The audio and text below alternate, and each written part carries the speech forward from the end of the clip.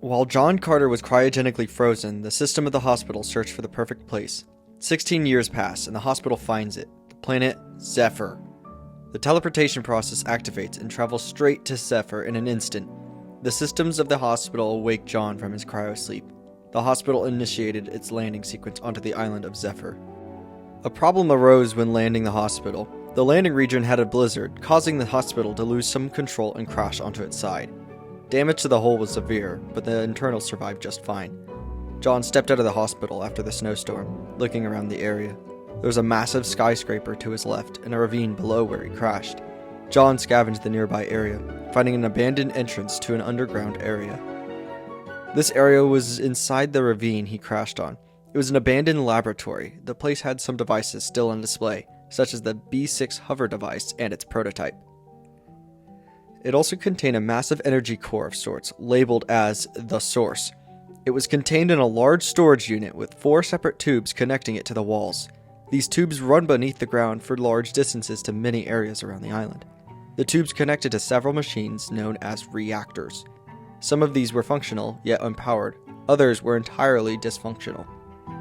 The ultimate purpose for all of these were unknown, but according to the diagram in the abandoned laboratory, 4 reactors along with the core reactor need to be active to initiate its purpose. John decided to reside in the laboratory for his stay on Zephyr.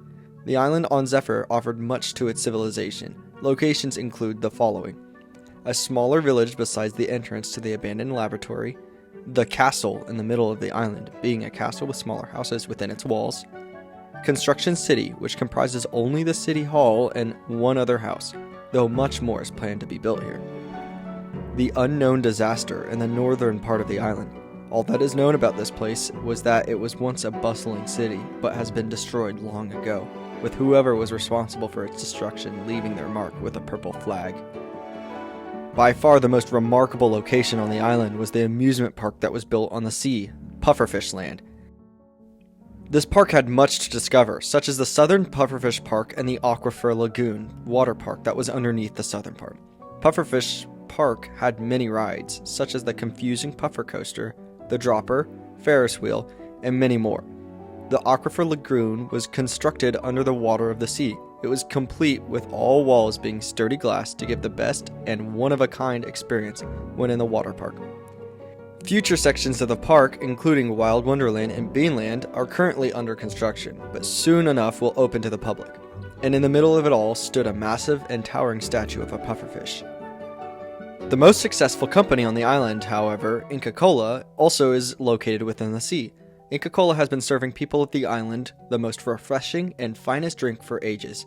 Besides the potential health risks of the drink, Inca Kola has been Zephian's favorite delicacy. This Inca Kola factory in the sea is essentially a large-scale cube installed beneath the water, powered by hydroelectricity from the water let in from one of the walls. Inca Kola factory is connected to the mainland with a road so that the delivery is never an issue for the company. The final thing that caught John's eye on the island was the southeastern region. There was a massive structure, looking as if it had been abandoned and left to collect dust. After John did thorough investigations on the southeastern device, he had a hypothesis. The device was most likely a death ray of sorts that was going to be used against someone. Exactly who it was still a mystery to him, but whoever it was, they had won before the people ever got to use the weapon. Weeks pass, and John befriends the people of Zephyr. John noticed something in the sky one day. It was a small speck of purple. It hadn't been there before, but it seemed like it was nearing every day. Could it be them? The Zaders that took away his home? John refused to let them take away his home again, so he prepared to fight back.